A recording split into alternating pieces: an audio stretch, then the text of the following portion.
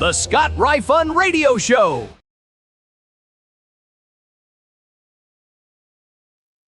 You know, it's interesting because I don't really get a lot of chance to experiment with this stuff. So I'm kind of doing a lot of it on the fly. I've noticed that if I enter the studio, the virtual studio, from two different places, it doesn't like it, shuts it down hard. Whatever I'm running. So sometimes you'll see the countdown going away. It's because I started on one device and shifted to another. And the second I shift to another, the second I even try to enter the digital virtual studio, it just goes away. It's really odd. Hey, how are you? Good morning, middle of the week already. I ain't going to lie. I'm dragging a little bit. I'm tired. We had a big trivia night last night. It was fun out at Max. You missed it. Shame on you. But we had a lot of fun. And now I'm rip-roaring, ready to go into Wednesday. Hope you are as well. A couple of news items, I guess. Sort of, kind of. Wait a minute. Sweetie's upset. See, that's it. People always say, don't you do the show from your home? Back in the day when I was on the radio, there are a lot of people who had the impression that I did the show every day from my house. I guess probably because Lauren did the show every day from his house. And I could do this. I did maybe 2 or 3 times. But I was always more comfortable going into the studio. And one of the reasons I was because of stuff like that. But anyway, yeah, I guess there's a little bit of new news. I can't tell you the number of calls that I have gotten in the last 2 weeks from folks and iHeartMedia. And yesterday was particularly troubling to me because it occurred to me that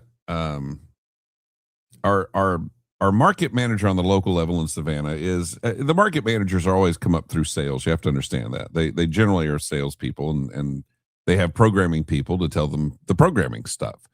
They're not program guys, and they know they're not, and then they're okay with that. There's the guy who runs Savannah is a really good guy, decent human being. When they didn't tell him they were letting me go, when he found out, he blew a gasket. It's one of the reasons that I've been talking to them a lot. But essentially, he went to the programming people that are left, which are none in Savannah. They're all, somewhere else, and told them, look, we've got this contract to broadcast the high school football games. We got to do something. They said, oh, don't worry about it. We'll handle it. We'll handle it. So Glenn Academy football starts tomorrow. And I got a call from the executive vice president, who's the big regional guy that I've been talking to anyway lately.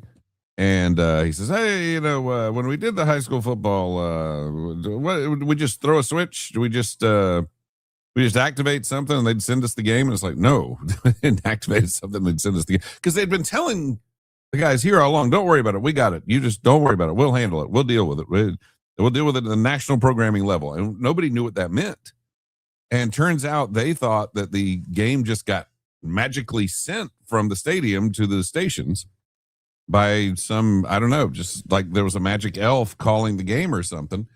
And so I had to kind of sit down and explain to them last evening, which again, let's also kudos to me. No. But seriously, I mean, I don't have a dog in this. I say I don't have a dog in this hunt, but I kind of do. Because the community, you guys, I don't want to see you guys left behind, abandoned, treated unfairly, poorly, not given the things that you should be given. And so anyway, through the course of conversation last night and kind of explaining to them that the sling that they were in, I have to give them my final answer today, but I am probably coming back for high school football. Probably not doing anything else, but probably coming back for high school football. So, it's baby steps, I guess. And we'll see what happens from there. And that's the thing is, look, I don't want to, the biggest thing to me was, I've had people, like even yesterday morning, I had people sending me notes. Nobody's heard anything. Nobody knows anything. And people were coming to me. Pat Pello sent me a thing yesterday afternoon. The funny thing was, Pat Pello sent me a thing about an hour before I got a phone call from the iHeart guys. Pat Pello's like, everybody keeps saying Ryfin should know. I'm going to ask Ryfin. And Ryfin doesn't know because Ryfin doesn't work for these guys anymore. So they haven't talked to me. They haven't felt under any obligation to talk to me. And yes, I'm pretty much going to bail them out on this. And that's really, at the end of the day, that's really what this is. And I hope they appreciate it. But it's not going to be anything more than I'm gonna do this because there are people who want this. I know this because I get asked about it, like I said, on a constant basis. I know that our numbers were really good when we ran high school football. We'd send the little push notification and we'd see it activated. So high school football season starts tomorrow night. And I'm probably going to be on it. We don't really know the division of labor yet, but G-Man and I will both be doing games. We will probably be split up. I don't know much beyond that. I'm sorry. It's just again, the things that could have been avoided with a tiny, itty bitty microscopic bit of due diligence. I talked to some other people within the company who've been there for a really long time. And they were telling me how like none of these decisions are going outside of a very tiny group of people. And the very tiny group of people, because they're not consulting the people who actually know, the people who are actually on the ground, they don't know what they're doing when they make these decisions. They just are looking for numbers on a spreadsheet. And so anyway, but I'm not, and again, no offense to the company. I'm not doing it to bail the company out. I'm doing it because this is a thing that the community wants and deserves and should have and has had. And, the intention was to give it to them all along. And so here we are. All right. So I haven't even said the good mornings yet. Shaz Bazaar jumped on really, really early. That's our Dothan Bureau Chief, says greetings programs. 153 says good morning. Joe says good morning, everyone. There's our thumbs up from Paul. Good morning, Scott and Chat. Good morning from Effingham County. Good morning. I fight for the users. Have a theme going here. 188 checking in. Good morning and happy Hemp Day to all. Yes, you have a hemp there. Let's see. Good morning, Scott and friends. Number 90, Mr. Blocker out in Jessup. Dwayne is double 90. He's 180.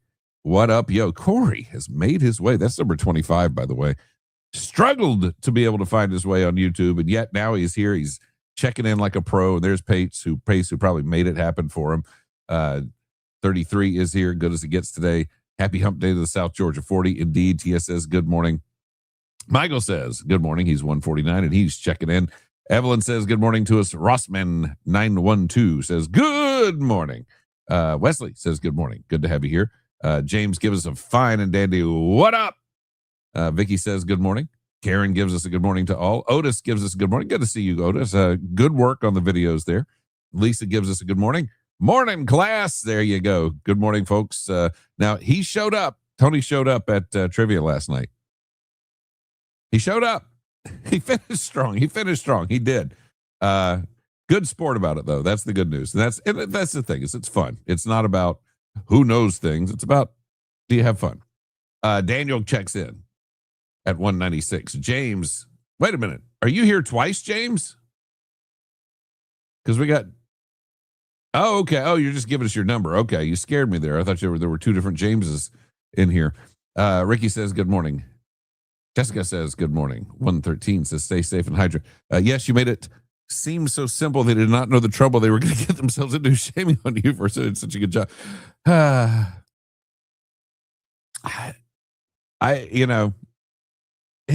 It's I guess the thing that frustrates, well, there are a lot of things that frustrate me about all this. I'm not gonna lie. There are a lot of things about this that frustrate me, but one of the things that bothers me, I guess, about the whole thing is that they did all the cutting without really checking into what was being done and how it was being done. And then when they were told, hey, you're on the hook to do these things, they went, yeah, and didn't check again. So, continued to not look into the things that they were obligated to do and sign. So then a day and a half before, 2 days before, they call on the, how did we do this again? You guys, seriously, please. Good morning, Bobby. Good morning, Richard, Dennis, Kaysen. 2002, Clinton News Network named their new expert on the independence and impartiality of the FBI was to be Peter Strzok. Lisa Page's name did not come up, at least not there. But in the texts, no. Make them release you for the non-compete. And that was brought up yesterday.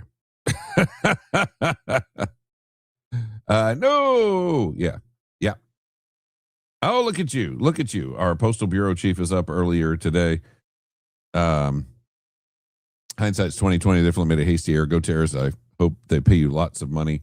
Worst negotiating move. Well, it's here's the thing. They're going to make me sit on the bench until late December anyway. This may help get that out of the way a little faster. We'll see. Don't worry, AI will take those people's jobs before long. I don't know.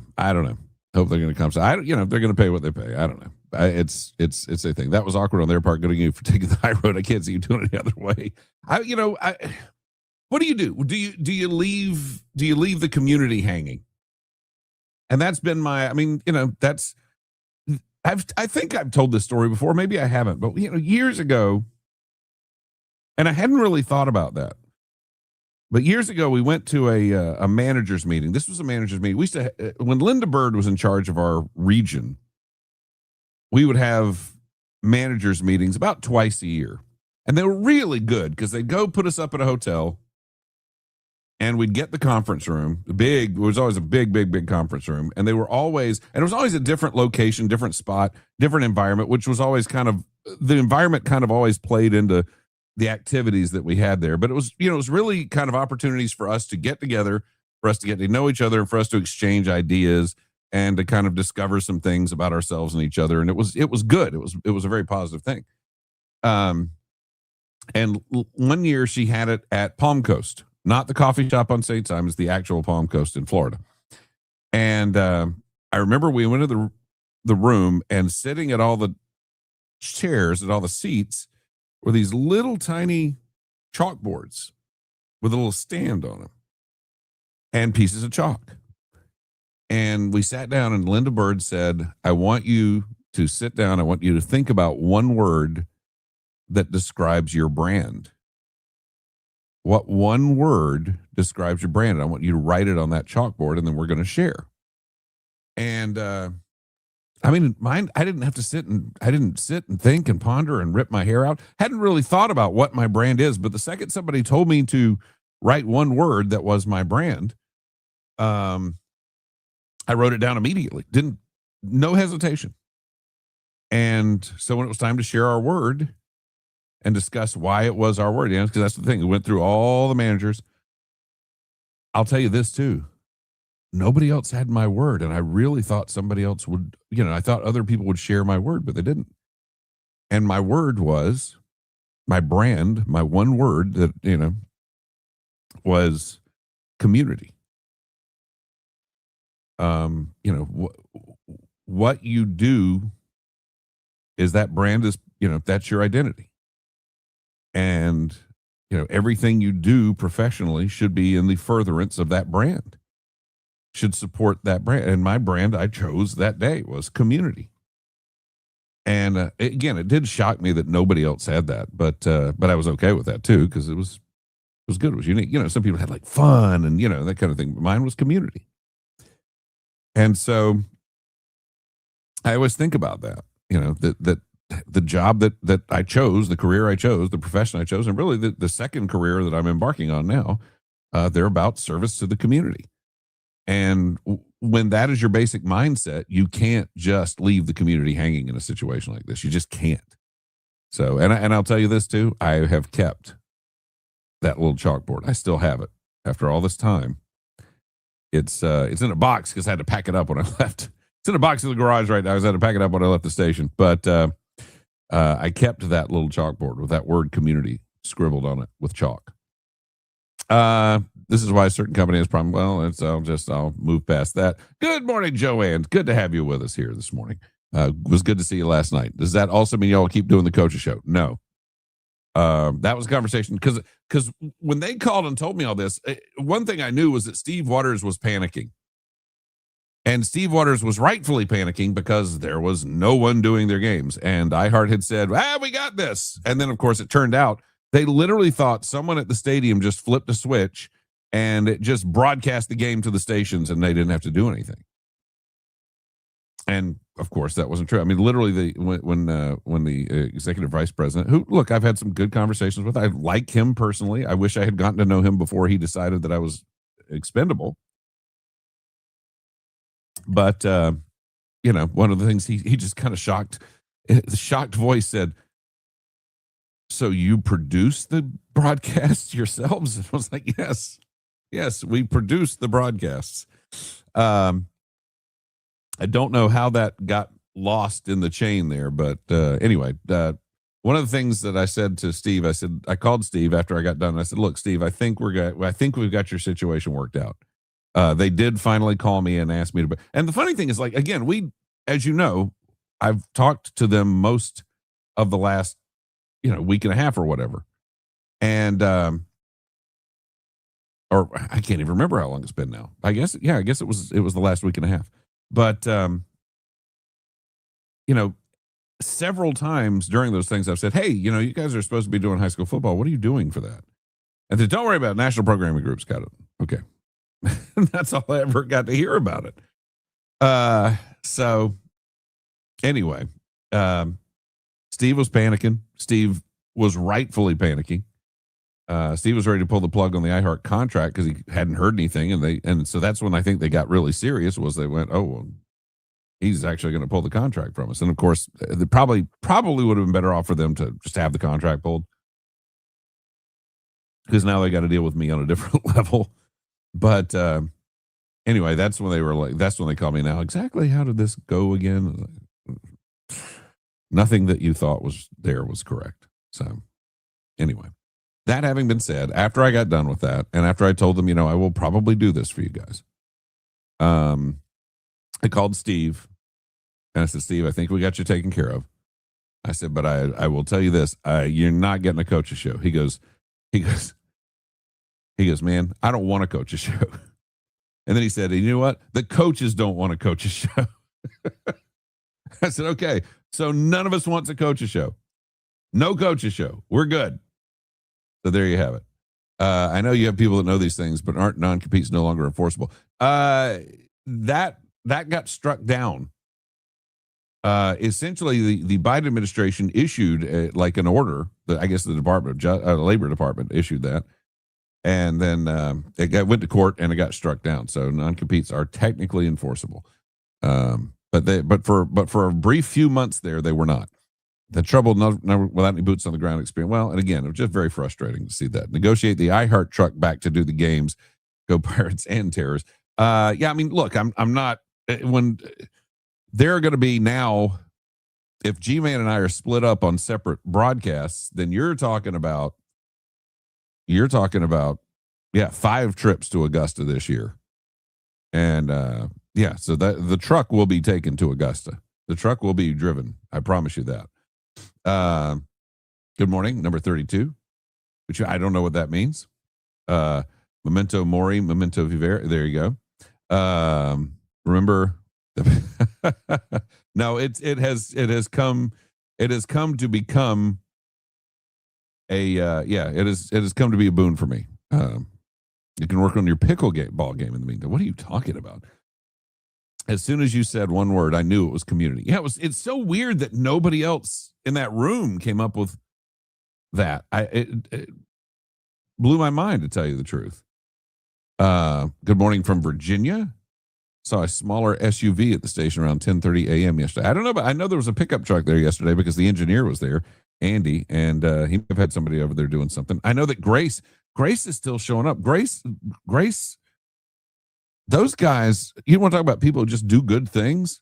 Their contract is up at the station, and they're still because the engineer Andy went and installed some Ring cameras out there, and because there's nobody out there regularly.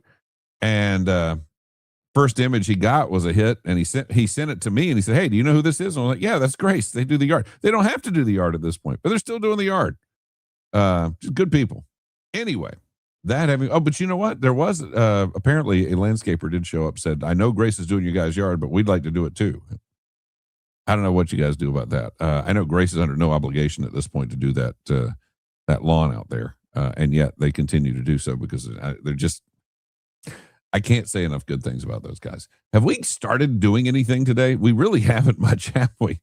There's a story on the front page of the paper of record, by the way, and I'm proud of this because this is I've only done a few things because like yesterday I spent all day doing a 7-hour training module, which was the best.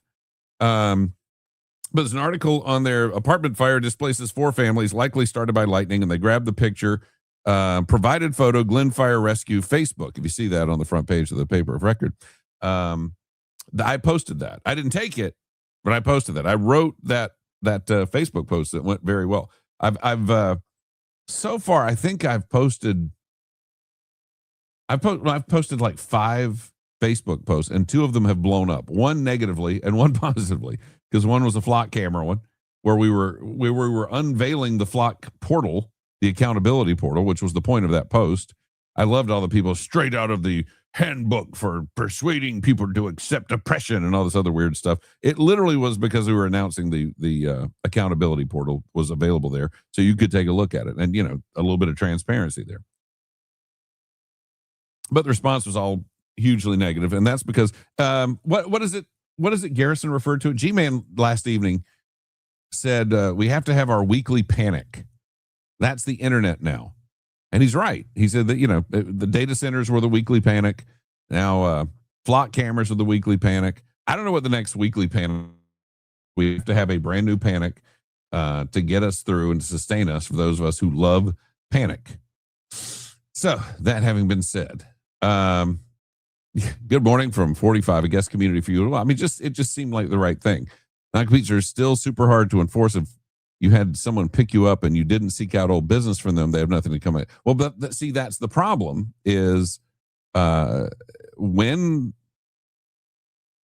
I do go back on the radio, yes, I'm going to approach clients and former clients. And that's where the problem. Yeah, see, there's Aaron says, as long as you don't solicit. I mean, going back on the radio is by virtue going to mean me selling ads. And yes, I mean, I had a lot of relationships with a lot of our clients. So yeah, I mean, that's the sticky wicket. Good morning from the shooting gallery at the Walmart parking lot, beautiful Hinesville. Yeah. Pertaining to the game, I'm working on an auto pin feature. Just got to get the right. You are working on auto pin. That's nice. Whatever Iran, China, Russia decides to put out on TikTok will be our next panic. Frame this. Frame that comment. Hang it on your wall. That is 100% correct. All right, let's do some newsy things because again, I don't think we've done any newsy things today. County discusses hazardous materials ordinance. This seems like a no-brainer. This is basically, so you remember when we had that Simrise fire where all the things caught fire. And then we had the Hercules, the Pinova fire. We've had 2 different instances. And by the way, Pinova paid. When you have a facility and you are dealing with flammable things and your flammable things get out of control because of something that happened on your premises, and we have to spend significant resources, what this is basically saying is that we have the right to charge you for, our entire day spent out taking care of this giant thing that you've caused essentially. I don't think it's a terrible thing. I think that's a good thing. And again, Pinova stepped up and said, yes, you're correct. We should pay you this. Simrise did not. Simrise didn't pay us anything.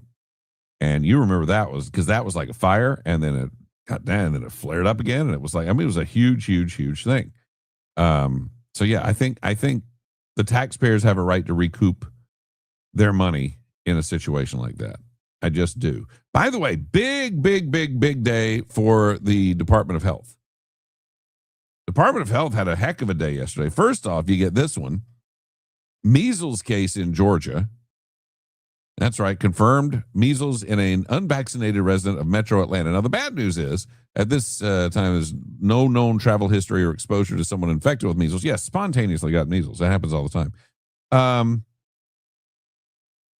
But they make sure to tell you unvaccinated because they want you to get your MMR, which I get. That's fine. But then the question is, who is this unvaccinated resident? And I know they can't say because of HIPAA. But I think you and I both kind of go, probably not from around here. Probably from somewhere else. It would be good to know just because of that, frankly. And then DPH also had to put out this one. West Nile virus in the Coastal Health District. There was a mosquito that ended up with West Nile virus. And the mosquito was tested and was found to have West Nile virus. 80% of people who get West Nile virus don't even have symptoms. But if you do develop symptoms, fever, headache, body aches, joint pain, vomiting, diarrhea, or rash. Other than that, not a big deal. A small number of people develop severe symptoms affecting the central nervous system, which could be fatal. Last year, there were 18 confirmed human cases of West Nile virus in Georgia. Residents, 1 in the Coastal Health District, which I guess means they're doing a pretty good job of getting the word out. But so they've had to deal with West Nile virus and measles yesterday for the Department of Public Health. So I don't know what to tell you on that, but they've been busy. They have been busy. That's what I'm going to say. I use TikTok exclusively for banana ball posts. Banana ball is fun. We were just talking about that yesterday. It's a thing, and and again, Jesse Cole should probably, when all this runs its course, if it does run its course, Jesse Cole should probably be a college professor on how to make these kinds of things happen. Because it's just been phenomenal. All right. Get Panic Society counselor certified. I like that. I think I will. The symptoms are all the greatest hits. Yeah, I mean, they're all, this is what you get when you're sick. So it is kind of odd, but yeah, it's a little bit of everything. They identified yesterday the murder victim, by the way. You saw this. This is a Brunswick thing, happened Saturday night. We talked about it a little bit, I guess Monday we talked about it. Jason Middlebrooks was arrested. He's a 20-year-old from Brunswick, but they didn't identify the victim. So they put out yesterday, the victim is James Randall Myers, 43 years old, Richmond Hill, dead on the scene. We don't know what he was doing there. We don't ask what he was doing there, but again, just a tragic loss. Another situation where someone 20 and under is shooting people, and it's just that's the thing that's got to stop. Crowd show up to Statesboro data center rezoning meeting as city approves the change. Oh no! The city approved the change. What are we going to do? Packed house, Statesboro city, and this is the. There's a funny line in here. Let me see if I can grab this. Let's see. Tuesday saw a packed house in Statesboro as city council voted on a rezoning request that would allow a data center inside city limits. In a deadlocked vote, Statesboro Mayor Jonathan McCullough was the deciding vote to approve the request for a data center to be built off Burkhalter Road. Councilwoman Jenny Hendley and Tangi Johnson joined McCullough in favor, with Councilwoman Sherry Barr and Councilman John Riggs dissenting, so it was a 3-2. Residents filled the room to capacity, some spilling outside of City Hall. And then here's the line. This is the one that got me. Residents were giving 15 minutes to speak against the issue. That were any of them given time to speak in favor of the issue? I guess the suggestion there is nobody was in favor of the issue that was speaking, but literally says residents, all right, we're going to have now 15 minutes where you can speak against it. What is that?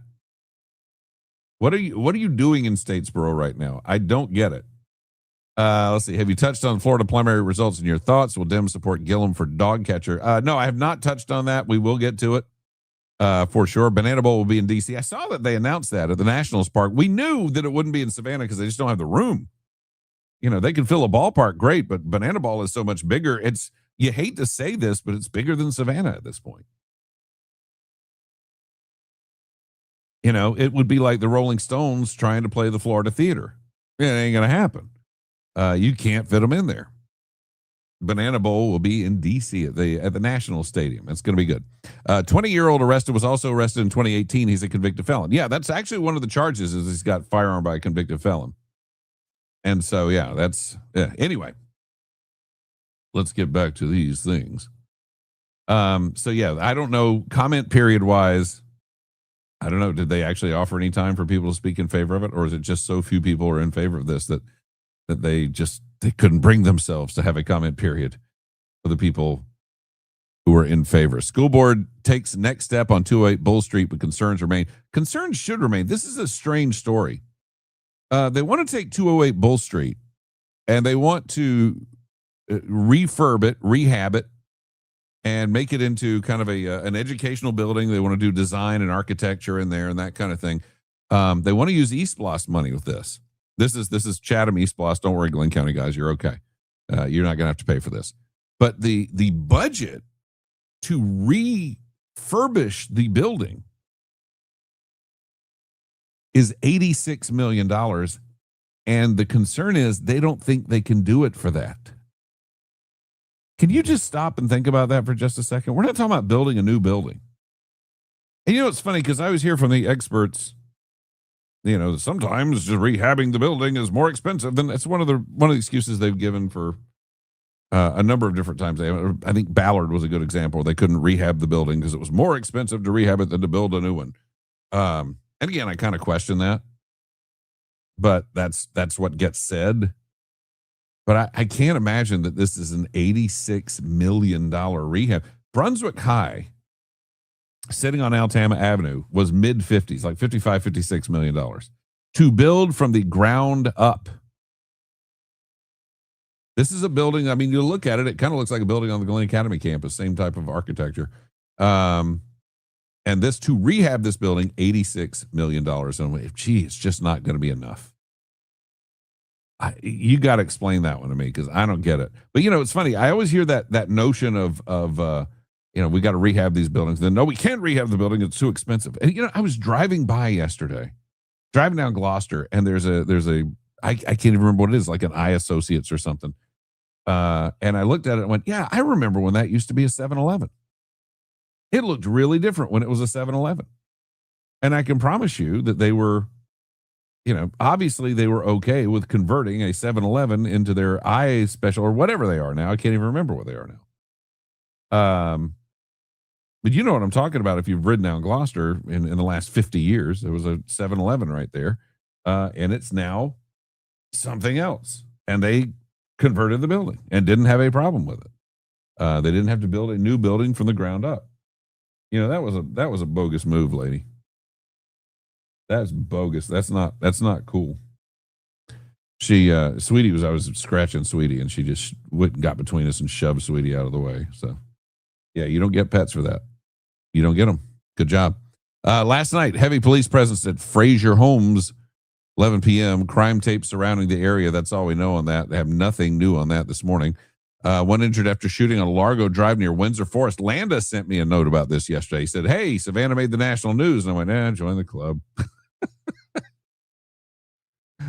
Seems like Brunswick's on the national news every other day, and it's always something really stupid. But there was gunfire near Windsor Forest, and they shut down the GSU campus that's near that. I guess that's a former Savannah State, not Savannah State, former Armstrong. Sorry. And I don't know of a. We know there was one person injured in the shooting. But I don't know much more than that other than, it caused some consternation at Windsor Forest. And usually the consternation this time of year at Windsor Forest comes from wondering how many people are going to beat up on their football team. So it was a little different kind of consternation. Also, juvenile injured in shooting on East 71st Street because, again, Savannah is getting safer and safer and safer. Remember this. There's nothing wrong with Savannah. It's great, and it's very, very, very safe. The mayor has told us this many times before. And how dare you believe every single news report that comes out that suggests that perhaps it's not very safe in Savannah. Please, please, please. Let's see. I believe it was an art on Marietta Council hearing about data centers headline, despite pushback. So if there's any pushback, then any project stops? Yes, of course. All projects should just stop.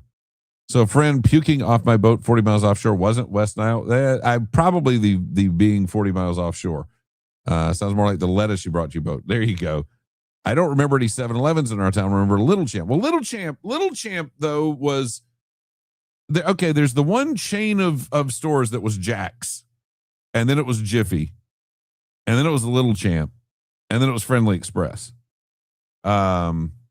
So no, but on Gloucester, there's a brick building. If you were driving towards the waterfront, let's see, is that kind of, are you driving east at that? Yeah, I guess you're driving east at that point down Gloucester. On the right, just past Howard Coffin Park, there's a brick building that used to be a 7-Eleven. It's not a 7-Eleven anymore. But yeah, Little Champs was kind of a transition between Jiffy and Friendly Express. I don't think it was anything else between those, but it was a Little Champ for a little while there. I'm normally the guy speaking in favor to protect private property rights and the use of a development of a PP. A lady accosted me, claimed that I own stock in, and then pointed out what? Oh, food deserts. Of course. Yes, the food deserts. Of course. Linear Bridge only cost about $108 million. Well, yeah, and look, yes, that was 26 years ago, but $86 million to rehab a building that I'm sure has its issues and challenges. But yeah, it just seems very wrong. Again, they built all of Brunswick High from the ground up for the mid-50s. This is not a ground up project. I don't understand why that's so expensive. So Andrews needs a shooting column section of their paper outside of crime. Yeah, they do crime. And then, oh, by the way, here's the shooting section. Section F is shooting. Say for horses now until November. Morning, Scott. Day 2 of retirement. I think I'm going to like this, patiently waiting for the radio return. Well, just keep being patient with me. I appreciate that. I've asked for patience. I continue to ask for patience. It is probably going to be a long haul because it looks like, unless I can work something out with the football thing, it's probably going to be the way I look at it, 6 months is the window. And June 24th is when I was yanked off the air. And I'm sure they'll say June 30th because that's your last day of employment, but I wasn't on the air. Either way, January is realistic. The beginning of January. Let's see. There was a 7-Eleven at Altama and Parkwood by the railroad tracks. It's now a package store. I know the one you're talking about. But this is not that. I know what you're talking about. But yeah, there was one on Gloucester. Were convenience stores actually named Jiffy? Oh, Garrett. Always thought it was more of a term as in out in a jiffy. Learn something every day. Yeah, no, they were owned by a company called Huntley. They were the Huntley Jiffy stores. Jack's, oh man, Garrett, I forget people are young. I forget they're young people. Okay. So Jack Hart built a small empire because just about every convenience store in town for a while there was a Jack's Minute Market. Big red awning with a yellow and red sign, Jack's Minute Market. Big deal. And that was Jack Hart. And how do you put this without really having firsthand knowledge? My understanding is there were some personal decisions in his life that led to his not being the owner of the Jack's Minute Markets anymore. And they were sold off to the Huntley Corporation, which rebranded them as Jiffy, which was, they went from having the big red awning to kind of they were kind of a blue and gold color. So it kind of went from Glen Academy to Brunswick High when you think about it.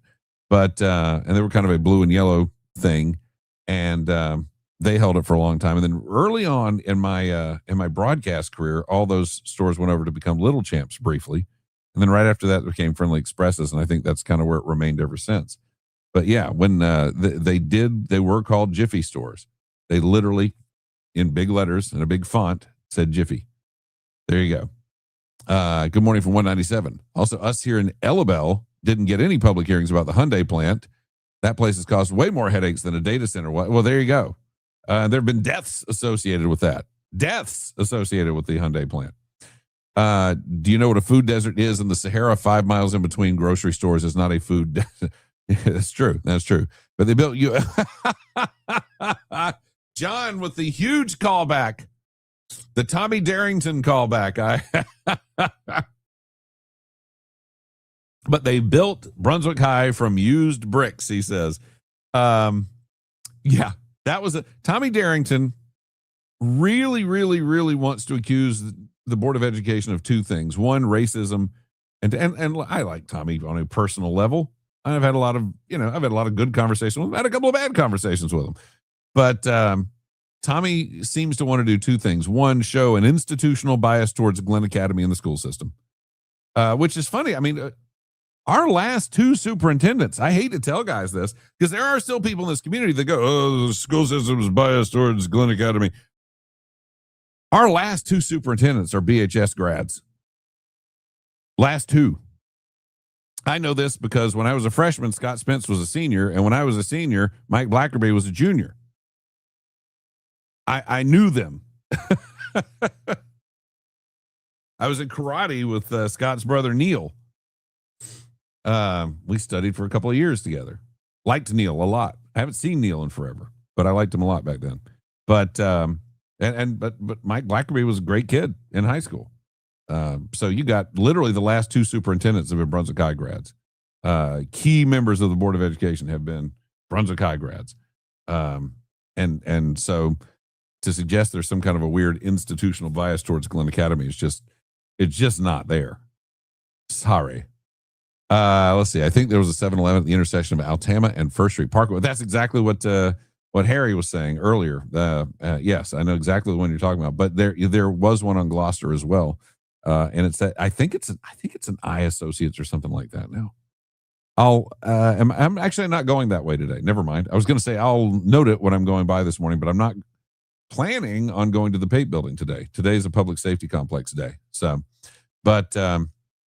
Yeah, it was a 7-Eleven there. It's now not a 7-Eleven. Doesn't look like a 7-Eleven. Probably the reason Garrett doesn't know there was ever a 7-Eleven there is because it looks nothing like it. And yet somehow they thought it was a better idea to rehab that building. See, Bobby knows. Dr. Parmalee, eye doctor. I thought it was an eye doctor thing. I thought it was an eye facility. So you know the one I'm talking about then on Gloucester. That was a 7-Eleven for a long, long, long, long time. I remember Jack. Yeah, that's right. Jack's. Man, and let me just tell you, the Jack's Minute Markets around town, I still have like little flashbacks.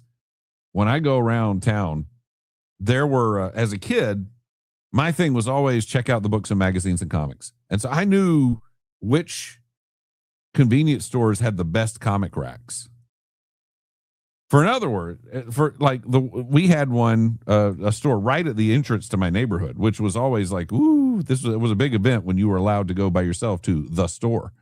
But they didn't have it. They had a decent book and magazine rack. They did not have a good comic rack. On Highway 341, where that Larry's Giant Subs is now, that was a great that was one that you wanted to go to the comic rack. They had a flat one too. They didn't have a spinner rack. They had a flat rack. Against the wall there, and it was good. But yeah, you kind of came to know the ones that had really good spinner racks or really good comic racks, because that's before they had stores selling comic books. That's what you had to do. Before you had comic shops, that's kind of the way you had to do things. You go find the places with the good racks. That didn't sound right, but you know what I mean. A good friend and neighbor is always talking about going to the Jiffy store. Now I know he's probably talking about Friendly's. You're welcome. Yeah. Jiffy, that was the brand name for a long time. I probably in my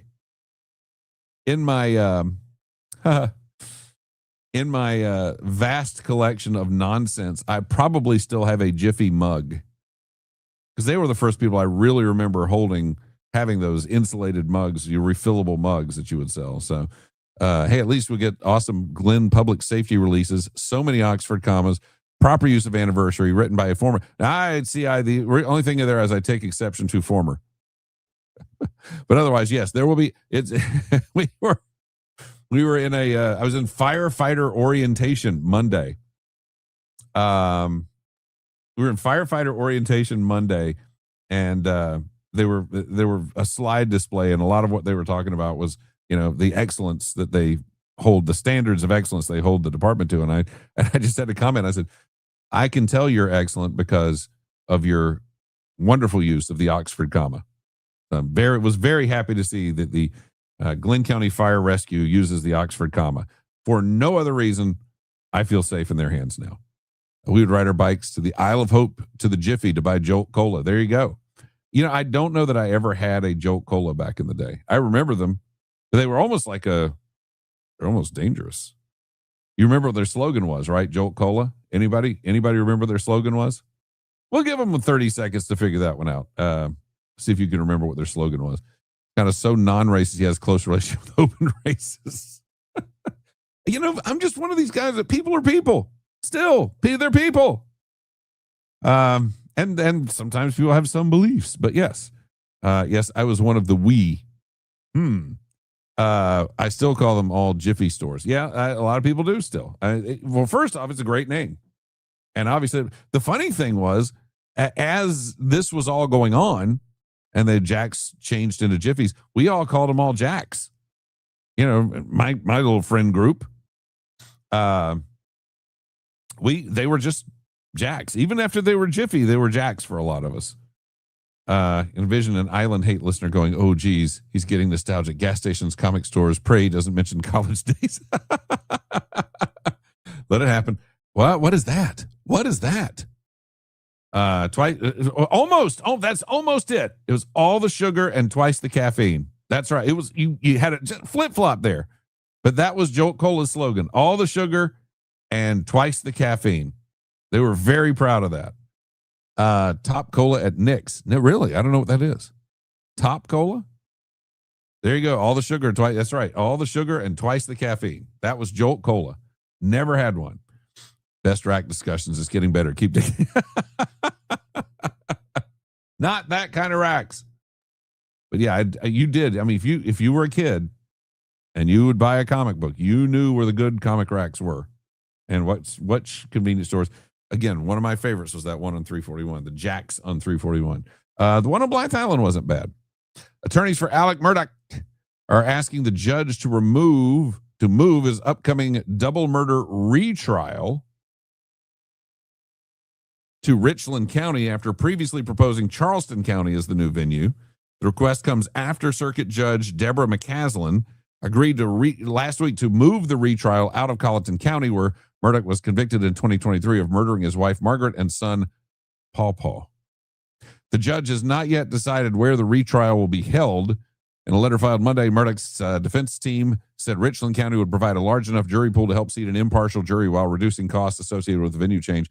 The only thing I will say here is you're not going to find an impartial jury. Let me ask you this. If you find a human being who knows nothing about that case, do you have any confidence in them as a human being at this point? I mean, really, are you going to trust your life in the hands of somebody who has been so far removed from society? Like Ted Kaczynski maybe would have been the guy who would not have heard of this. But outside of that, I don't know you're going to find people. I know they don't have to not have heard of it. They just have to not have an opinion on it. But again, how do they not have an opinion on it? I don't know that you're going to find that. I don't know that you're going to find that, but we'll see. Let's see. Best racks discussing getting ready. Keep digging. After that, Kiss and Star Wars. Hey, if you want, we'll do it. Jolt was the original energy drink. Jolt Cola was delicious. I never had one. Never, ever, ever, ever had one. Best thing from Jiffy was Cisco and Zima. I don't remember much after buying the Cisco. What is Cisco? I don't know what that is. I'm waiting for Alec Murdaugh to request his trial be rescheduled till after he has died free peacefully in his own bed. Well, the thing is, he's pretty much, this whole thing is bizarre to me. And I don't know if it's reputational. I don't know if it's, there's like even not opening himself out for a lawsuit, but I don't, he's pretty much going to be in jail for the rest of his life anyway, or in prison, sorry, for the rest of his life anyway. So I don't know. Oh, Kevin's got it. He just nailed it. Amish jurors. There you go. Smart, resourceful, character, moral. I guess Surge is my generation's Jolt. Surge is 100% your generation's Jolt. Yes. That is totally nailed it. Because I remember when Surge came out, and it was a big deal because it was caffeine, and more caffeine. That was not their slogan, by the way. I don't know what their slogan was. I just remember them coming out and doing things like they had the, the coolers, and they have the wraparounds. They had wraparounds that had like spills, like it had spilled onto the ground. Very odd. Very, very, very odd. St. Mary's armed robber still on the lam by the last update I read, riding a scooter, not a Vespa style, smaller e-scooter. Okay, well, there you go. Well, that's a good one to know about this morning for sure. For sure. Mentions of Sophie Cunningham have been banned from the WNBA subreddit. This is true. And I got to tell you, more than Caitlin Clark, Sophie Cunningham has made me interested in the WNBA. More, and Caitlin Clark brought the attention, but the person who's responded the best in all of that situation has been Sophie Cunningham. She's just fun. And if you watch the stuff she's done on social media, she just doesn't care. And because of that, it's been pretty fun.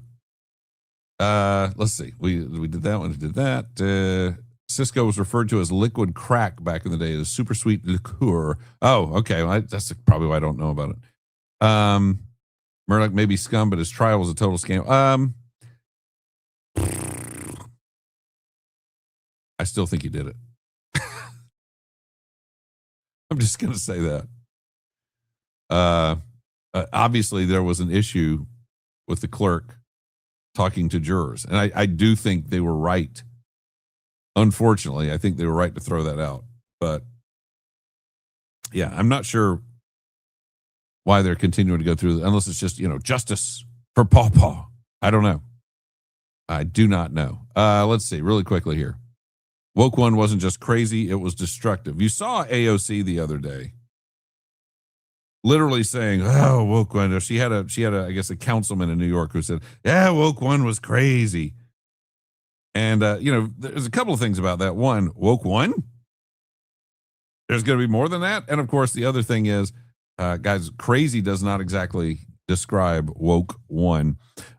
T. Beckett Adams has this piece today. We're living through a real-life attempt to erase the recent past. Woke One was crazy, Representative Alexandria Ocasio-Cortez, Democrat, New York, laughed recently during an appearance on ABC News, approvingly quoting a New York City councilman. Woke One was crazy. Okay, that's the truth, ABC's Jonathan Karl replied. The anchor then asked whether the left had gone too far during Woke One, which included its calls to defund the police. This is where AOC and many within her ideological cohort, whether it's writers at Vanity Fair or the New Republic or New York City Mayor Zohran Mamdani or even failed Wisconsin gubernatorial candidate Francesca Hong, want you to accept their version of events over your own memory. I think that during this time and especially during COVID, there was a huge opening of the Overton window, Ocasio-Cortez said. We were shut down. There were some of the highest unemployment rates that we've seen because of those shutdowns. And I think that the doors were really open and trying to entertain any and every policy that was going to get us to a better place. And I actually think that the discussions that were had in that time were quite fruitful. She added, I think that when we talk about crime today, it's fundamentally different than the way we talked about crime and bringing crime down, right? Is that English? And I think that we all share in the goals of having as low a crime rate as possible. I think that, during lockdown, of course, rhetoric in that time is not rhetoric that we would use today. Total nonsense. She's simply trying to rewrite the record, and it's as dishonest as it is brazen. It's also glaringly obvious what this is. It's a cleanup effort by someone with aspirations for higher office. Her attempt to blame the woke era on pandemic hysteria collides with a simple fact. Anyone who's old enough to argue about this lived through 2020 and 2019 and 2018 and 2017, 2016, 2015, and 2014. We remember the pandemic craziness as a continuation of a broader craziness that was already well underway. The term cancel culture appeared widely in mainstream media about 2018. Woke itself gained popular prominence in the early 2010s. Also, Woke One was far worse than cabin fever rhetoric. It was often direct action with real, tangible consequences. As early as 2014, before the pandemic hit the U.S., Woke One was JavaScript co-creator Brendan Eich being forced out as CEO of Mozilla after only 11 days because of a $1,000 donation he made in 2011 to California's Proposition 8, which passed, by the way. Which means most Californians were okay with it. It was watching a male beat the bricks off a woman in a women's division and being dared to say you found anything untoward or cruel about it. It was campus lectures across the country being canceled or abruptly ended by the threat or reality of violence from radicalized college students. It was the British government's agreeing to house male sex offenders who identify as female with actual prison female inmates. It was the insistence that drag shows have always been a normalized and a beloved part of the American everyday tableau, and that drag shows for children were a beautiful and positive development. It was the fanatic promotion of sex reassignment surgery and procedures for children and teens. It was the entire news media apparatus agreeing that the hand gesture for okay is a secret white supremacist signal, ensnaring bystanders from West Point cadets to firemen and allegations that they were covert racists. It was an effort to cancel Laura Ingalls Wilder and Mark Twain. Then came the pandemic. And Woke One was now the effort to cancel Mozart and Flannery O'Connor while removing, dismantling, or toppling monuments to Theodore Roosevelt, the Franciscan missionary Junipero Serra, and Christopher Columbus. It was the Smithsonian Institution listing aspects and assumptions of whiteness and white culture in the United States, which are rugged individualism, respect for authority, politeness, punctuality, competitiveness, the nuclear family, objectivity, the scientific method, self-reliance, and hope. It was Amazon abruptly removing Ryan T. Anderson's When Harry Became Sally, responding to the transgender moment, while continuing to sell Mein Kampf. It was Puffin Books scrubbing supposedly problematic words such as fat and ugly from Roald Dahl's children's books, often inserting gentler substitutes of its own choosing. Puffin also replaced the terms like mothers and fathers with gender-neutral terms, including parents or families. It was the Washington Post publishing an opinion piece characterizing as racist the effort to end school closures. The Chicago Teachers Union would also claim the push to reopen schools is rooted in sexism, racism, and misogyny. Woke One also included the moment during the 2020 Minneapolis riots when a career criminal set fire to a building with a father of 5 still trapped inside, killing him. The Biden Justice Department handed down a mere 10-year sentence, well below the federal guidelines of 17 to 20 years. In its sentencing memo, prosecutors cited as justification for the leniency Martin Luther King Jr.'s line that a riot is the language of the unheard.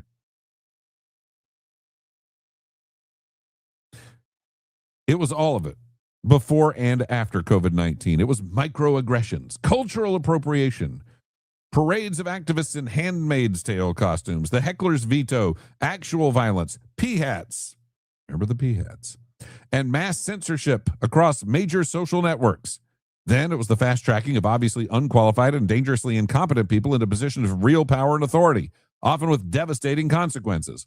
It was the toxic masculinity of men's razors, transgender beer, and Land O'Lakes removing the Native American mascot from its branding. They kept the land, though. That was a great, by the way, moment. Land O'Lakes removed the Indian girl, but they left the land there. They removed the Indian girl from the land. Although, really, what should have happened is they should have replaced the Indian girl with a picture of Billy D. Williams. That, to me, would have made more sense. And then it would have been Land O'Lakes. It was taking a knee during the national anthem, fiery but mostly peaceful riots, looting, social justice, financial scams, and being told that you were the problem if you didn't embrace sex clown story hour for children. It was also AOC condemning the inclusion of St. Damien of Molokai as one of 2 figures representing Hawaii in the National Statuary Hall collection. This is what patriarchy and white supremacy culture looks like, she raged in a 2020 video. St. Damien was a Belgian missionary who died caring for a Hawaiian leper colony, serving the neediest even as his body fell apart to leprosy. Woke One was not just COVID-19 hysteria. It was not just rhetoric about making the world a better place. For roughly a decade, beginning in the mid-2010s and slowing only with President Donald Trump's re-election, liberals and progressives gorged on identitarian excess, making victims of anyone who didn't share their cravings. Across popular culture, politics, academia, and corporate America, they demanded 100% participation in their identitarian gluttony. Anything short of absolute compliance brought swift personal or professional ruin. Lives were ruined, businesses destroyed, industries cowed, sectarian violence applauded, iconoclasm encouraged, excellence denigrated, rioting cheered, looting nationalized and rationalized, history erased, social justice, charlatans, junk scientists, and race hustlers elevated, free expression censored, dissent punished, art and the human experience cheapened, the bodies of sad and confused teenagers experimented upon, intense racial animus incited, and in certain cases, people were killed. A political faction in this country was given carte blanche to enforce its revolutionary vision on every aspect of modern life, and it did so with ruthless devotion, capturing every major industry and social institution along the way with zero regard for the chaos, destruction, and lasting damage it caused. It was an era of godless puritanism, except we know it better as the woke era. It was not long ago. It was every bit as bad as you remember, and its champions would prefer you forget the worst parts and the role they played, not from any sense of shame or guilt, naturally, but because the culture has shifted and your remembering might threaten their proximity to power. What, you don't think they're actually sorry for what they did you? And that is T. Beckett Adams. And it's a great, I don't know, would you say tale of caution there? Because, yeah, woke one, they're literally just trying to rationalize this stuff now and make you forget it and make you think, oh, gosh, it was reasonable. And that's not just happening with AOC. I've got some audio here. This is Mehdi Hassan, who is a commentator, left-wing commentator. And he is also trying to whitewash things, rewrite history. Listen to this. Like, people get annoyed when I say this, and you've said it, I'm sure, a version, which is, yes, there's a far right, and yes, there's a far left. The far right wants Nazism and ethnic cleansing. The far left wants Medicare for all. That is not the same thing. The far right wants Nazism and ethnic cleansing. The far left wants Medicare for all. The far left, and to say this, the funny thing about this is that he said this on the week that Luigi Mangione pled guilty to murdering Brian Thompson, the CEO of United Healthcare. I mean, a straight up, you've seen the security cam footage, I am sure, a straight up 100% assassination. They tried to tell you that a right-winger shot Donald Trump. They tried to tell you that a right-winger shot Charlie Kirk. They tried to tell you that a right-winger tried to ambush Trump at Mar-a-Lago. And in every one of these instances, it's the rhetoric of the far left that has pushed these people into doing what they do. But you're going to pretend like, oh, we just want Medicare for all. That's our far left. Not a big deal. All right, let's go. Let's see what we guys are saying over here in the clips here, because I haven't even looked. Let's see. Helps that Sophie is attractive and logical. I'm waiting to see Innis Freedom dunk on girls. Yeah. This is all true. Let's see. I think someone has their phone unlocked to listen to you and press the keyboard screen. Oh, did I do that? I don't know. Maybe I did that. Let's see. Murdoch will never get out of prison, so why bother? His attorney says he's broke as well. Who's paying Harpootlian? Harpootlian's on TV, and Harpootlian's a friend. So I think there's kind of your answers there. Every time I hear that clip from AOC, my blood boils. It's not funny. You destroyed lives. You attempted to destroy the Constitution. And the DSA guys who are trying to take over the Democrat Party right now. And by the way, somebody was asking about the Florida stuff. We haven't gotten there yet, but they won the Democrat primary for the Senate race in Florida, which is good actually, because they're going to get destroyed in Florida. So what AOC basically said, we shut all doors to open the door to communism, more or less. Yes. Never had a jolt. Cisco was the devil. Never drink it again. Okay. Never had Cisco. Never had a jolt. They snatched Aunt Jemima syrup. They did. You're absolutely right. You're absolutely right on that one. But left Mrs. Butterworth, which I thought was kind of, in the day of shrinkflation, they could have just said Mrs. Butterworth got on GLP-1 and now she's a lot slimmer, and they could have left Mrs. Butterworth there like that. But anyway, we're going to find the article about woke one, about rioting, social justice, etc. It's stunning to hear the last few years summarized so profoundly. See, that's why I need Rifen.com back. That is in National Review. It's by T. Beckett Adams. And the title, let me look at the title of this thing really quickly to make sure so you'll know. But go to nationalreview.com. And it is titled, Woke One Wasn't Just Crazy, It Was Destructive. So there you go. I saw the movie St. Damon's amazing and tearjerker. I'm sure. The moment of when, not if they get back into power, will be right back to the madness. Well, and that's why we kind of have to do our best to stave that off and to make sure everybody is ready to reject that. You're absolutely right, though. It could very well happen. I thought this was interesting. Entire school board in Dublin suspended. Brian Kemp suspended the entire school board in Dublin. And Dublin, by the way, is where I ran into Rick Townsend one day. We were traveling. We just stopped. Speaking of Rick Townsend, I'll get into this story. Let me do the Dublin story, I guess, first, and then we'll go on.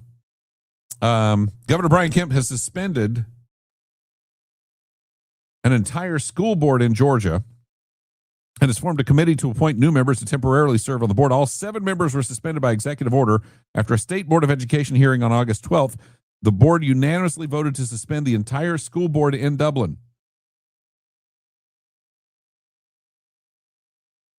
Let's see. Trying to figure out. Let's see. But the funny thing is, it doesn't say what they did. It doesn't say what they did. I mean, to me, if the governor steps in and replaces an entire school board, there better be a really, really, really good reason for it. And the article does not even say. So I'm not sure what that is. Now, let's talk about Rick Townsend for a second, because Rick Townsend has obviously been putting together this Kratom stuff. And this Friday, they are going to have the Blue Ribbon Study Committee on Youth Exposure to Kratom and Retail Available Substances. And they're going to have it here at the College of Coastal Georgia Friday from 9 until 1. This is one of the first times, I think, ever that they've had a Blue Ribbon Study Committee from Atlanta actually have their hearing in Brunswick. So that's different. That's special. Representative Jordan Ridley will be there, Representative Danny Mathis, Representative Michelle Awe, Darshan Kendrick, John Corbett, Stephen Meeks, Tyler Paul Smith, and, of course, Rick Townsend, who is the chairman of the whole thing. And they're going to have a lot of folks speaking. Jack Kingston will be there speaking, which I think is terrific. Although he's speaking as a lobbyist, that's going to be interesting, because that is Jack Kingston actually going to, it looks like, see if I'm right here, Jack Kingston looks like he's going to be speaking in favor of the Kratom.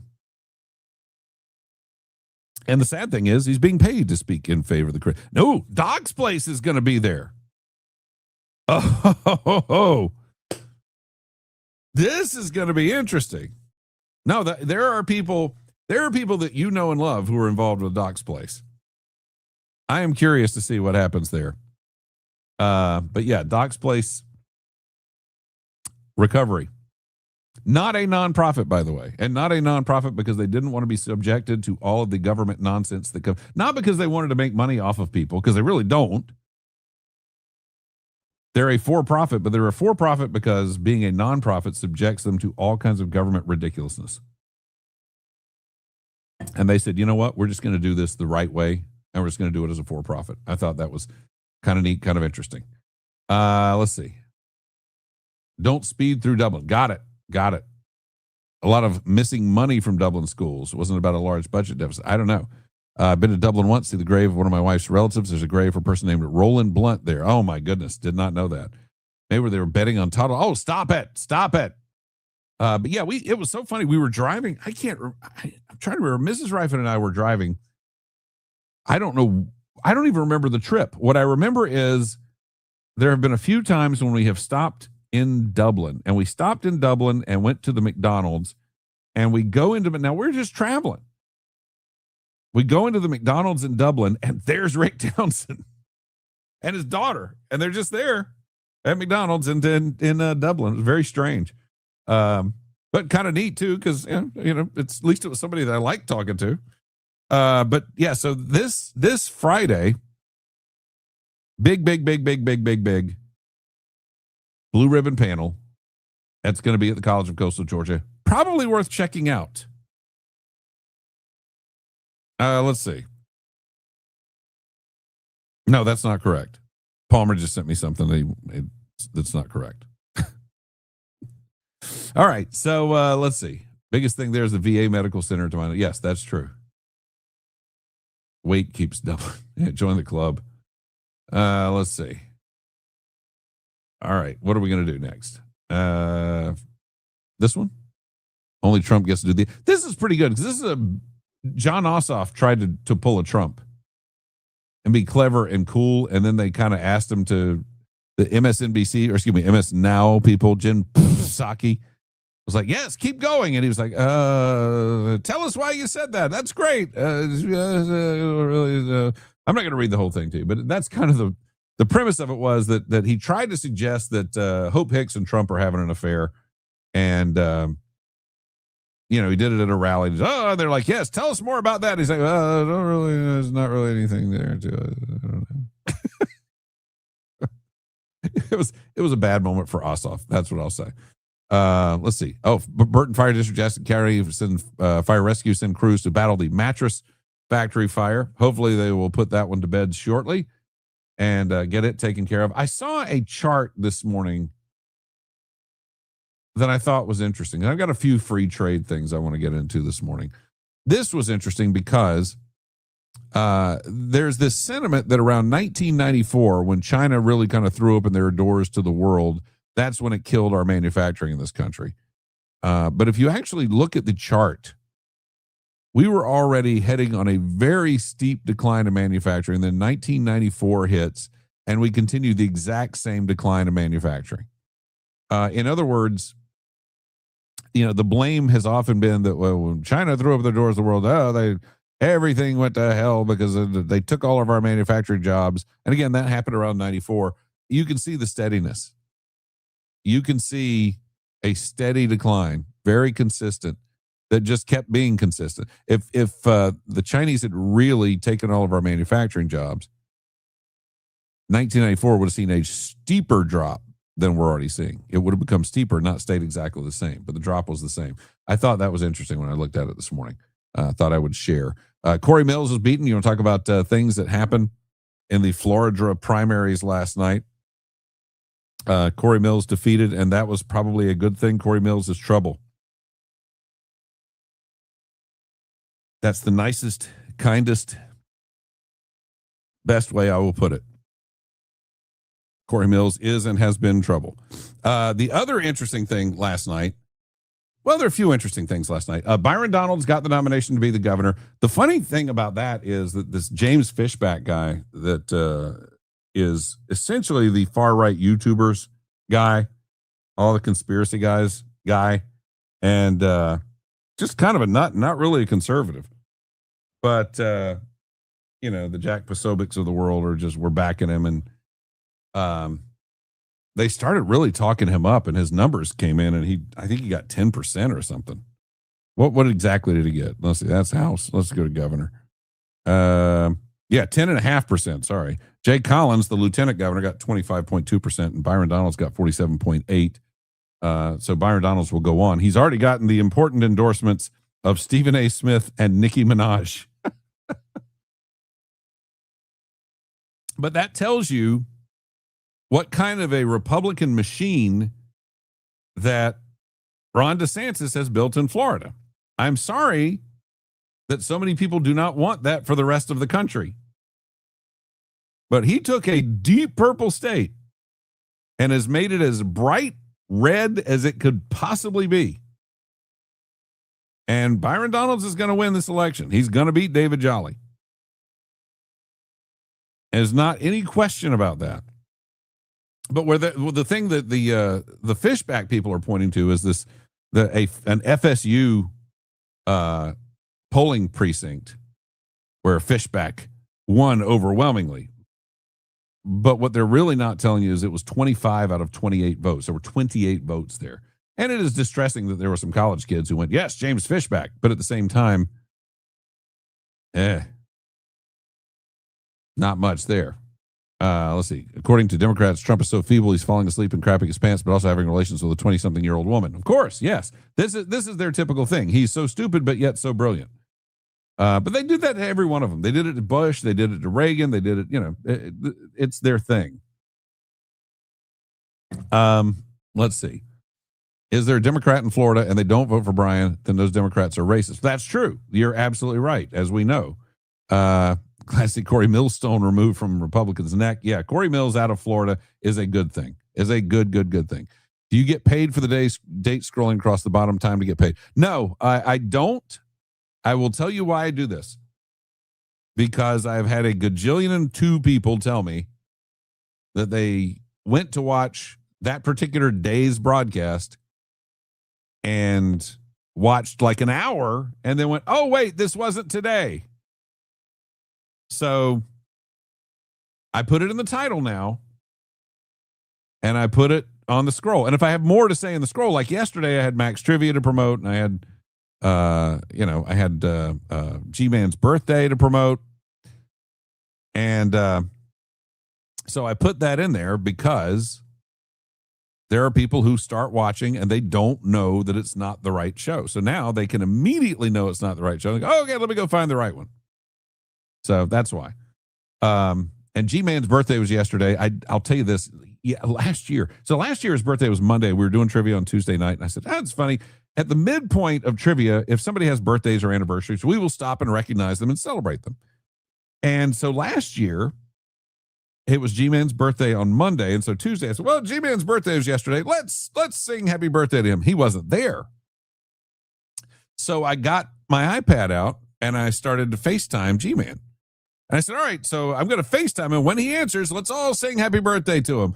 So I held it up in front of everybody, boop, boop, boop, boop, boop, boop, as it does when it's, and he answers it and everybody starts singing. And I realize he's on the toilet. And I guess he answered it because he went, well, it's Dad, so it must be important, so I'll answer it. Here I am holding this up.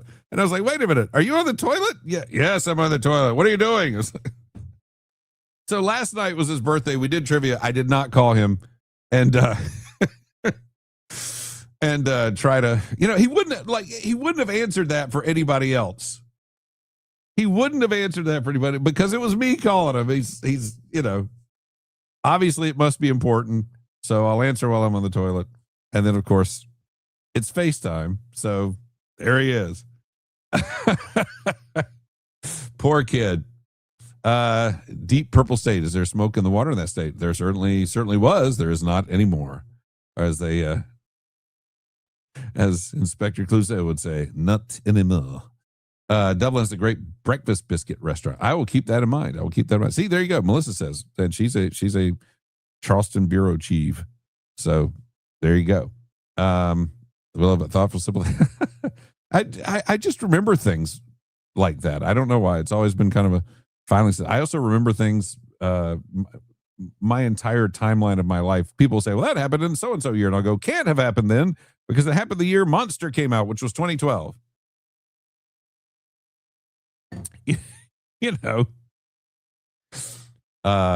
September 17th, it was right before my 15th birthday that Asylum came out. Of course, I like my entire life is judged. I keep the timeline of my entire life on Kiss albums and Star Wars movies. Let's see. Yeah, I know. I feel terrible about it, but let's see. All I have to say is my answer to the belly button survey question should have been number one. No comment on that one. I love that Deep Purple reference. There you go. All right. Where are we? Oh, wow. We're about time. We got to get out of here. So I'm just kind of looking through here some of the things.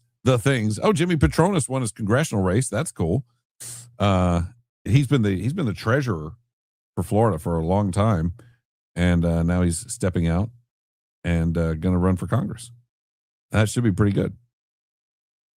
I'm looking to see if there's anything else of note. The Attorney General's race, Uthmeyer won.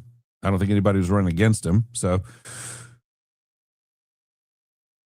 not a biggie. But, and Alex Vindman. That's right. Alex Vindman. Yes. Alex Vindman was running in the Florida primary for Senate. If you remember Alex Vindman, he is the one that wrote the report that got Trump impeached the first time around. Basically mischaracterizing his words in a political fashion. And then when he was called out for it, of course, he ran and hid. How dare you? I'm a whistleblower. Whoa, I'm up against the man. How dare you? And, that same nonsense. He is out. And the guys who just, really try to stick it to Trump on the Democrat side usually get a lot of support and everything else. And I think he actually spent, he was serving in the military at the time too. And he totally mischaracterized things that Trump had said. And again, that led to his first impeachment. But my understanding is he had and this may be wrong. My understanding is he had 10 times or more of the money that his opponent had and did not win. And I think it was a DSA candidate who won. So, yeah, it's kind of a shocker because, he's resistance. Democrat Party, they love the resistance, but I think they've moved on from the resistance to the socialists. It really seems that way anyway. All right. Let's see. What else do we have? Because I know we got a few other things. I do want to get to them before we get out of here for the day. This. Let me bring this one up. This is huge to me. And maybe it's not to anybody else. I kind of have a feeling it is. And is this new? Hang on a second. I'm going to look at something really quickly because I want to see if this is actually something old or is this new? Let's see. I think this is new. I don't want to put it on the screen yet because I think this is a huge deal. If this is actually, maybe I missed something and it's not a big deal. No, this was published yesterday. Okay. Roll it. David Morenz, longtime aide to former top government infectious disease official Anthony Fauci, pleaded guilty Tuesday to conspiracy to evade federal public record laws in connection with communications about coronavirus research grants. I think this is huge. The plea comes 3 weeks after Senator Rick Scott grilled Fauci about his relationship with Morenz. At the Senate hearing, Fauci declined to answer questions, exercising his Fifth Amendment right to avoid self-incrimination. 2 years ago, Fauci told a House committee investigating the country's response to the COVID pandemic that Morenz's actions were wrong and that he had not participated in them. Morenz, 78, had boasted in a 2021 email released by the House panel that he knew how to make emails disappear after I'm FOIA'd to avert disclosure under federal open records law. Yeah. He entered the guilty plea in U.S. District Court in Greenbelt, Maryland, as part of a plea deal with prosecutors, according to court records. So the close associate of Anthony Fauci, who swapped lots of emails with him, who bragged in an email chain that I can tell you how to make these FOIA requests disappear, it just ended with him, right? No. Come on. And you hear the Democrats all the time go, oh, they just want to arrest Anthony Fauci. They're just going to try to arrest Anthony Fauci. That's all there is to it. They're going to try. Well, if there is sufficient evidence that Anthony Fauci committed a crime, trying to avert federal open records disclosure laws, then yeah, they'll probably go after him. And it seems like there's probably good groundwork for that case right there with Morenz. We'll see how that goes. We'll see where that goes from there. Is this the thing we need to do?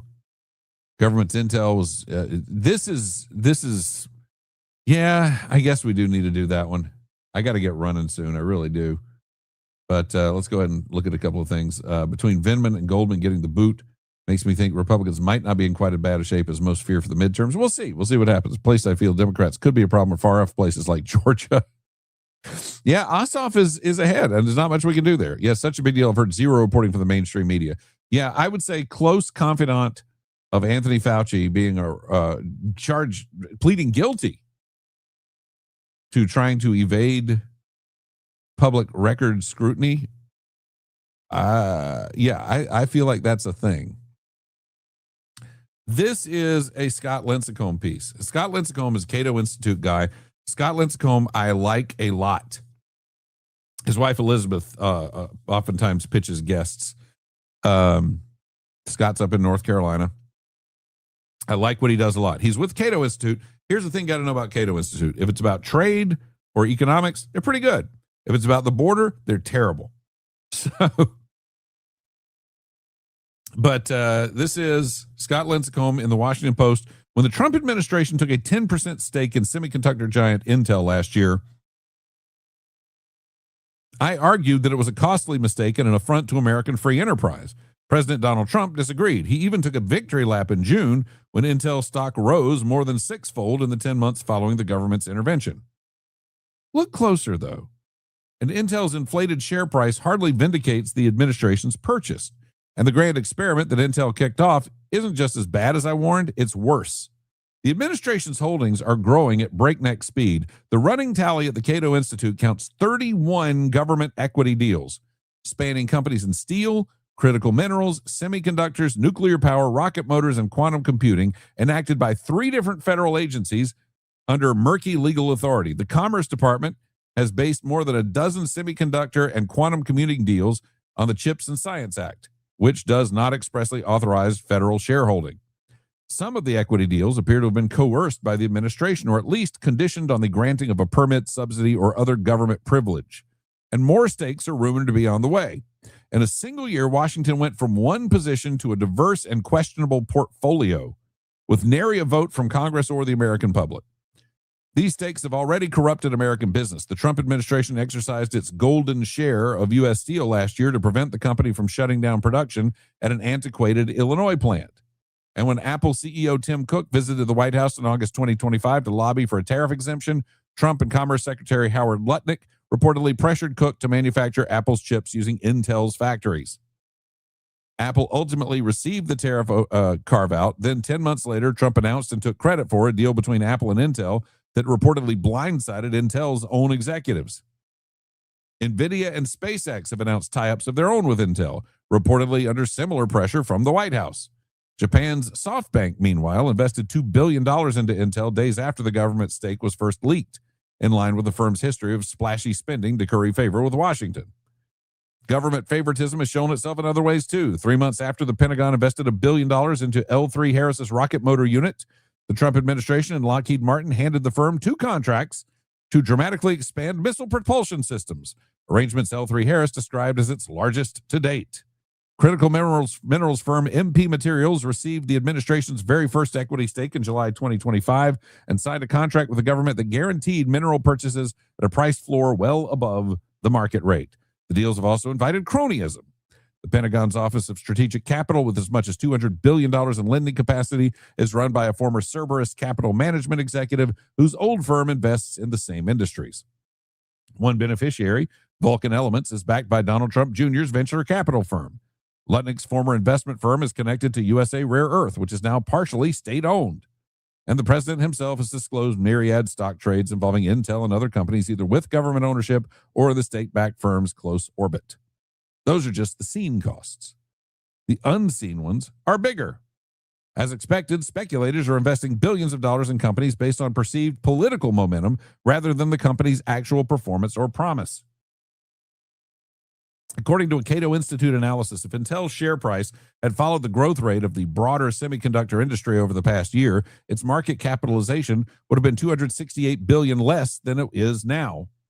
Not all of these billions reflect an unearned political premium. Intel CEO Lip Bhutan's turnaround plan has borne some fruit, but a good chunk of them surely do. The company's linchpin foundry business is still hemorrhaging money, and Trump's announcement of the still unconfirmed Apple deal alone inflated Intel's market cap by tens of billions in a single day. And the article goes on. But the scary part to me is that this administration has literally, when Trump came into office for Trump 2, the government owned no stakes in no companies. Now, remember when Obama took stakes in General Motors, everybody went crazy. Government ownership of business. And the Trump administration has literally done this now to 31 different businesses to no outcry from the citizenry. And the big problem I have with it is not just the premise of the government owning businesses or owning businesses that are competing in the marketplace against businesses that are not owned by the government. But the other big problem I have with it, though, is the Democrats really want this to be the case. And so, sometimes you say, well, we've got a guy in office, but when the next guy gets in office, he'll undo this. But who's going to undo this? J.D. Vance won't undo this. He's out there making the case to take over more businesses. The Democrats get in office. They're not going to undo this because they love the idea of the government owning businesses. That's the groundwork for socialism. I would hate to think that with the many good things that Trump has done, that in the long term, his legacy will be opening the door to the government takeover of industry and the further implementation of socialism in this country. I really hope that turns out to not be the case. Let's see. Yes, we want to arrest criminals, ergo Fauci. Not just Ossoff, check bottoms on Kalshi. Oh, boy. I believe that. September 7th is your first day of popping a lunch get together. Oh, for the listenership. I might need that one. I might need that day. We'll see. But Fauci's been pardoned by Just Joe for that. Yeah, that's a problem, isn't it? Cato equals libertarian. Yeah, largely. Yeah, they're a libertarian think tank. And it's why they're pretty good on economic stuff. And then on the social stuff, they're pretty terrible. And that's kind of the dividing line there. And Lincecum's on the economic side of things. So his stuff is generally really, really good. There's a couple other things I want to get to, but I am late. Let me see if there's any audio I need to play for you today, because that could be significant. Oh, yeah, we've got that. I can't do that right now. I can't. We don't have time. Oh, let's do the Tucker Carlson crazy moment of the day, because Tucker Carlson is, I think every day he's getting crazier and crazier. I played the clip the other day when he blamed the Jews for Hunter Biden's laptop. Check this one out. And let me just indulge my theory, which I can't control myself from talking about. Run, baby. You've heard it before, but I think nuclear weapons, which I don't think were created by people. Sorry. What? I don't care how many movies they make about it. I don't believe you that. You didn't see Oppenheimer? Yeah, okay. Wouldn't watch that crap. Wouldn't let that into my... Okay, let's go back here again. Because this has got to be... Baby. Okay. You've heard it before, but I think nuclear weapons, which I don't think were created by people. Sorry. I don't care. He does not think nuclear weapons were created by people. Okay. How many movies they make about it? I don't believe that. You didn't see Oppenheimer? Yeah, okay. Wouldn't watch that crap. Wouldn't let that into my head for 1 second. But anyway, because it's all lies. But anyway, sorry, now I'm getting really crazy, but it's all true. What I'm saying is true. I think once man possessed the power, or believed he possessed the power to destroy everything that's alive, I think that he rejected God. Like, that is kind of like, that's rejection of God. And like everything changed after that. People became convinced they were gods. You know, the funny thing is, he says he won't watch Oppenheimer. Oppenheimer is a bunch of crap, etc. And then he espouses this theory that when people decided, we've got the nukes and we can just destroy mankind ourselves, that they kind of decided they wanted to take over the role of God. That's kind of one of the themes of Oppenheimer. I mean, literally one of the themes of the movie you're calling crap is exactly that. But yes, nuclear weapons were not created by people. That's the latest Tucker crazy of the... Oh no, I forgot about the other... See, I've got two Tucker crazies today. This one's crazier. I forgot about this one because I marked this one last night instead of this morning. This is the craziest Tucker Carlson of the day. Check this one out. How could this happen? Well, because for some Israelis, a significant number of Israelis, Christian iconography is considered deeply offensive. In fact, the most offensive. So offensive that in some Israeli religious schools, the plus sign is not used in math. The plus sign, that connotes addition. Why? Because it looks like a cross. And that's considered too offensive for the eyes of school children, and so an inverted T is used. That's a fact. You can look it up. There's only one other instance we've seen of this in the world, and that's in ISIS-run madrasas, where the cross was also considered offensive. This is not true in any normal Muslim country. They use plus signs, but not in Israeli religious schools. Okay. So some people looked into this. What the hell is he talking about? And what they found was in the mid 80s, a school was found to have done this. In the mid 80s, a school was found to have done this. 40 years ago. No other evidence having happened before. No other evidence. And it's interesting because he points, when he tells the story of Israel with that, oh, the Israelis, oh, they're religious schools. And you can look this up. They don't use plus symbols because they look like a cross. And then he says, well, you know, there's one instance of Islam. Well, there's one instance of Israel. But any normal Muslim school, they don't, again, just, this is insane. This is not true. And the funny thing was, like, people on social media immediately just started posting pages from Israeli textbooks, worksheets, where the plus sign is featured prominently. People from Israel were going, this is insane. This is not happening. But this is how deep this Jew hatred has gotten in this country. It is very odd and is very dangerous and is very bad. All right, that's it. I got to get out of here. After doing Crazy Tucker, I got to go because I got to get out of here. I got to go to the public safety complex. I got meetings and stuff this morning. So you guys have a great day. If you missed the latest update on the iHeart saga, it's quite a saga. You'll just have to check out the beginning of the broadcast once this all gets saved. I will see you in the morning tomorrow. Have a great day. The heat is going to break soon, we're told, at least a little bit. So you got that to go. You got that going for you, which is nice. See you then.